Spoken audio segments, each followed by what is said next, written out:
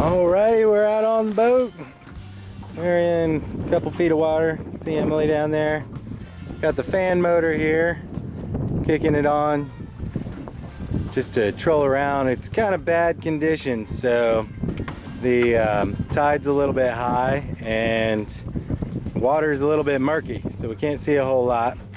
So we're gonna have a go at going on foot. So usually what we do is come up here to the front.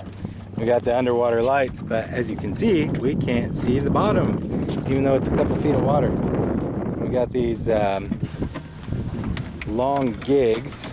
Here's a gig, and that is what we use to stab flounder when they're on the bottom. And then we've got these shorter ones that we walk around with our Hydroglow underwater lights. So here is a Hydroglow light.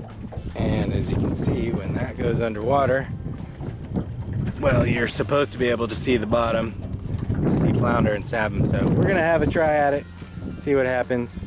It's all about having fun. All right, guys, so here is our boat, which we call Giggity Quackmire because we use it as a flounder gigging boat and duck hunting boat.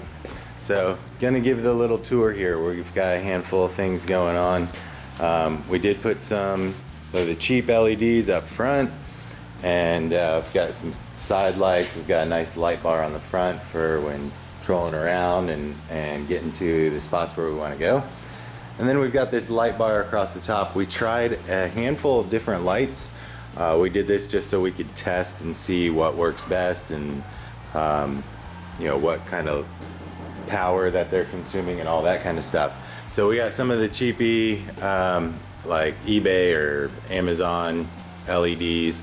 I think these square ones were, I don't know, they were like 25 bucks for 4 or something like that. And then we've got a BF30 Hydroglow light, and that one actually has the best color for penetrating the murky Galveston waters, and it's really bright. In fact, that one probably does about 70% of the lighting of this whole bar.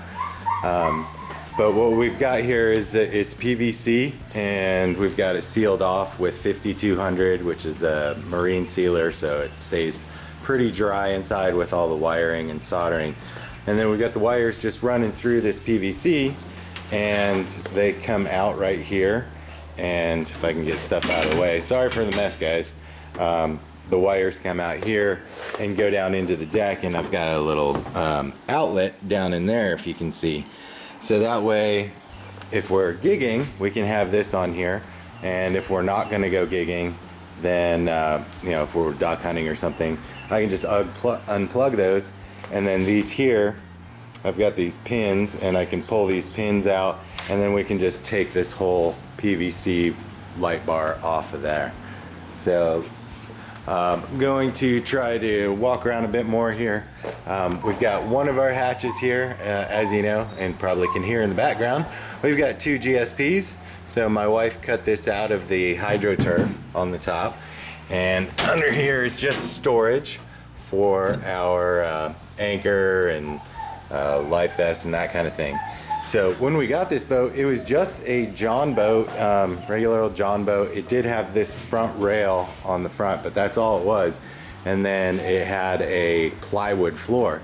So what I did, if you can see in there, I've got vertical braces, and then we've got these horizontal braces, and I basically learned how to weld aluminum just by looking online and watching videos on YouTube, and went and got a welder with a spool gun. So some of the welds are really ugly looking, but they're holding up just fine right now. That hatch closes there, and then we've got another hatch over here, and did a little duck on that one. And in there I've got my battery charger. I've got 2 batteries in there, 2 marine batteries. There's a fuse box, and I've got a, it's kind of hiding, but over there is a Perco switch that I can turn these batteries on.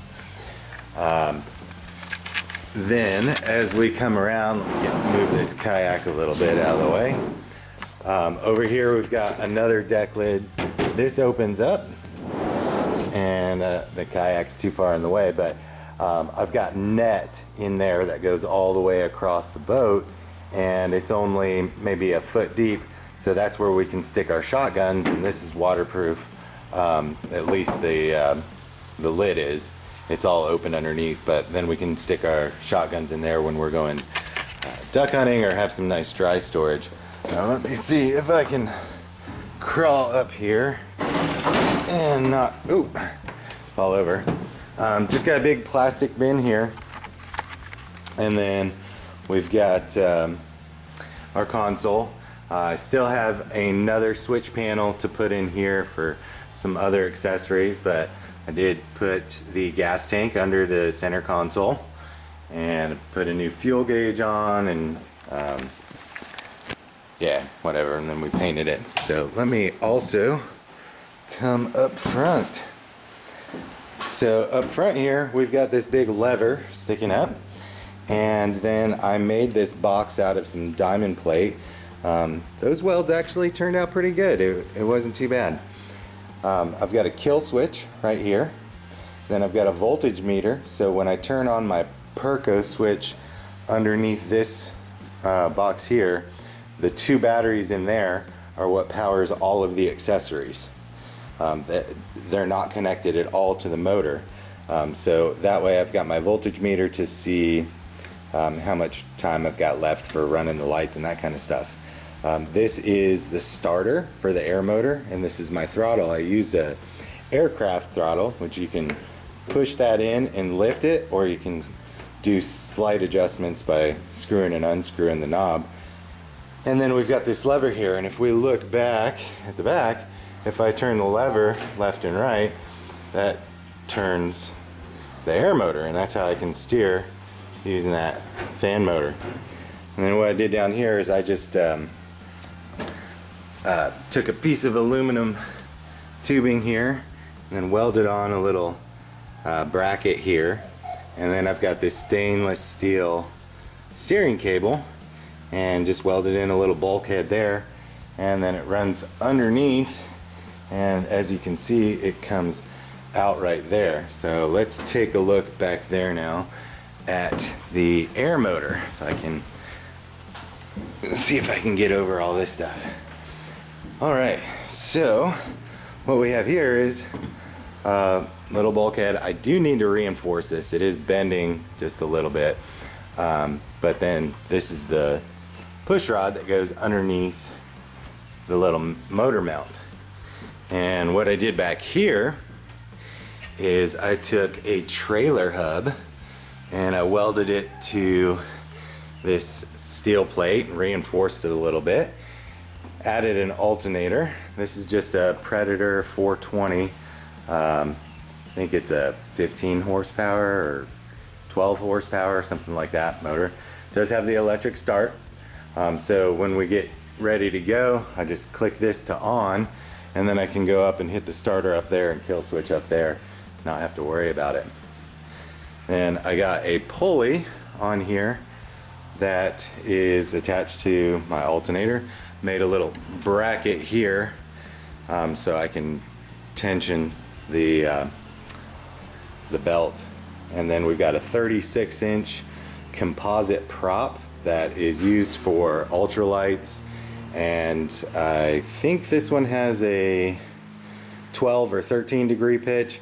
So when we are just gigging off the front, you can see down here I've got these two aluminum poles here. They've got little like trident looking 3-prong gig heads on the other end, but these are 8 feet long. Then we just stand up there at the front, lower that light bar down in the water, and as we're going we can steer and then look for the flounder and then stab them and throw them up on the deck. Pretty cool stuff. And the prop, when this is just in idle, pushes us along about 2 miles an hour. I can almost get on plane using the air motor, which is pretty wild considering how much weight I added putting this diamond plate aluminum floor in the entire thing. So I've got the the frame going underneath the entire thing, except for this back section. And what I did here is I found on Craigslist a polling platform, and we got it, I don't know, it was an aluminum polling platform. It was probably, I want to say, like 60 bucks or something like that, 50 bucks. And it obviously did not fit the John boat, so I cut it up and re-welded it back together to make the fan motor mount. Again, the welds are pretty ugly, but they do hold. I did jump up and down on this thing, make sure that it was pretty stable. Originally what I had done is just had these side tubes going all the way up to the top. You can actually see where I had to cut them off. And when I did that, right there in this corner, when the air motor was turned all the way, the tip of the blade was just way too close for comfort to that. So I ended up cutting it there, cutting it at the top, and then taking two 90-degree turns, and then just added a little extra vertical brace there. But it seems to hold pretty well. We've got old 1988, I think, Johnson 50, and it runs pretty good. With the exception of this last time we went out, I've been forgetting to grease the push-pull steering cable there, and that was locked up, so had to use some boat ramp ingenuity to break that free. And then the last thing that I did is on the back here, I added these transom pods.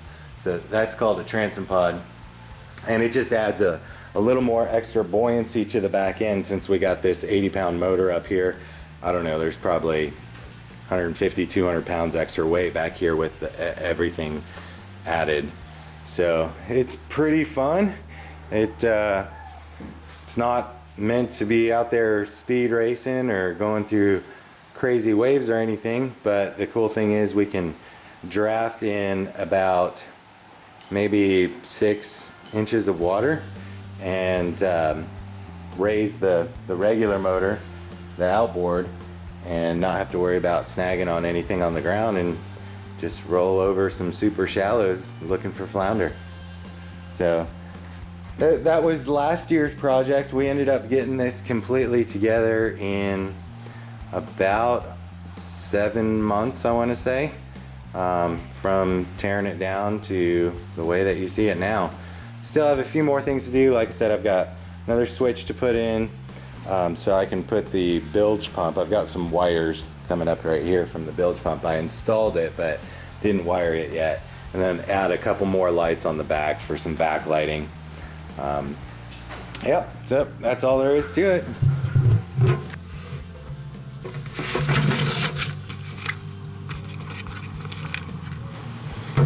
And now it's time for the mail call. Let's see what we've got here.